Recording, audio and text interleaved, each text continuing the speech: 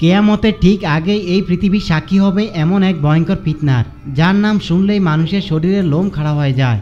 এটি হলো হাজার হাজার বছর ধরে বন্দী থাকা এক ভয়ঙ্কর জাতির গল্প। এটি হলো ইয়াজুজ ও মাজুজের কাহিনী। ইয়াজুজ ও মাজুজ হলো হজরত নূহ আলাইহিসসালামের বংশ থেকে আসা এক জাতি। তারা আমাদের মতোই মানুষ, কিন্তু তাদের স্বভাব চরিত্র আর চেহারা সাধারণ মানুষের মতো নয়। হাদিসের বর্ণনা অনুযায়ী তারা হবে বেটে, তাদের মুখ হবে চ্যাপ্টা, নাক হবে ছোট এবং চোখগুলো হবে ছোট। তাদের সংখ্যা এতটাই হবে যে তা মানুষের কল্পনাকেও হার মানাবে। তারা যখন কোনো নদীর পাশ দিয়ে যাবে তখন তারা সেই নদীর সমস্ত পানি পান করে শেষ করে ফেলবে। এই জাতি এতটাই ভয়ঙ্কর হবে, একটা নদীর পানিকেও তারা মিনিটের মধ্যে শেষ করে দিতে পারে, নদীকে মরুভূমিতে পরিণত করে দিবে। তাদের প্রধান বৈশিষ্ট্য হলো তাদের সীমাহীন নিষ্ঠুরতা। তারা কোনো এলাকায় ঢুকলে সেখানে পানের কোনো চিহ্ন রাখে না। তারা সেখানকার সব ফসল নষ্ট করে ফেলে, সব গাছপালা উপড়ে করে ফেলে, সব পশু পাখি মেরে ফেলে এবং নারী পুরুষ শিশু কাউকে ছাড়ে না, সবাইকে নির্দয়ভাবে হত্যা করে। বহু শত বছর আগে বাদশাহ জুলকারনাইন নামে আল্লাহর এক নেককার বান্দা ইয়াজুজ ও মাজুজের অত্যাচার থেকে মানুষকে বাঁচানোর জন্য দুটি পাহাড়ের মাঝখানে লোহা ও তামা গলিয়ে এক শক্ত ফাঁসি তৈরি করে দিয়েছিলেন।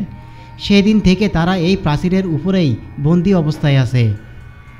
হাজার হাজার বছর ধরে প্রতিদিন সকালে তারা সেই প্রাচীরটি ভাঙার জন্য কঠোর পরিশ্রম করে। দিন শেষে যখন তারা ক্লান্ত হয়ে যায়, দেয়ালটা প্রায় ভেঙে ফেলার মতো পাতলা হয়ে যায়, তখন তাদের সর্দার বলে, আজকের মতো থামো, বাকি কাজটা আমরা আগামীকাল এসে শেষ করব।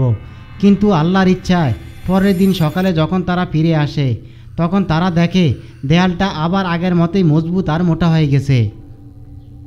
কেয়ামতের ঠিক আগে যখন পৃথিবীতে হজরত ঈসা আলাইহিসসালাম আসবেন এবং দাজ্জালকে হত্যা করবেন, ঠিক সেই সময় আল্লাহ ইয়াজুজ ও মাজুজকে মুক্ত করবেন। সেদিন তাদের সর্দার বলে উঠবে, আজকের মতো এখানেই থামো, ইনশাআল্লাহ বাকি কাজটা আমরা আগামীকাল এসে শেষ করব। সেই একটি মাত্র শব্দ ইনশাআল্লাহ তাদের হাজার বছরের চেষ্টাকে সফল করে দেবে। কোটি কোটি ইয়াজুজ ও মাজুজ বন্যার পানির মতো তীব্র গতিতে সারা পৃথিবীতে ছড়িয়ে পড়বে। তাদের আগমনের সাথে সাথেই পৃথিবীতে শুরু হবে এক চরম বিপর্যয়। তারা যখন উঁচু ভূমি থেকে দল বেঁধে নামতে থাকবে তখন মনে হবে যেন পাহাড়ের উপর থেকে এক বিশাল কালো সমুদ্রের ঢেউ নেমে আসছে।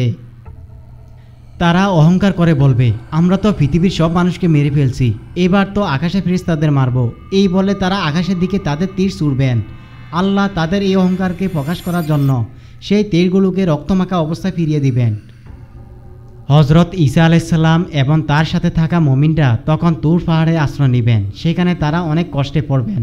খাবারে এমন অভাব দেখা দিবে যে একটা গরুর মাথার দাম 100টা সোনার মুদ্রার চেয়েও বেশি মনে হবে। আল্লাহ ইয়াজুজ ও মাজুজের উপর এমন এক গজব পাঠাবেন যা কোনো মানুষ কল্পনা করতে পারবে না। তিনি তাদের গাড়ে নাগাপ নামের এক বিশেষ পোকা পাঠিয়ে দিবেন।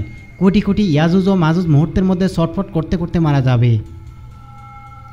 তাদের মরাদেহের দুর্গন্ধে পৃথিবীর বাতাসে নিঃশ্বাস নেওয়াটাই কঠিন হয়ে যাবে। তখন আল্লাহ বিশাল পাখি পাঠাবেন যারা তাদের দেহ বহন করে নিয়ে যাবে।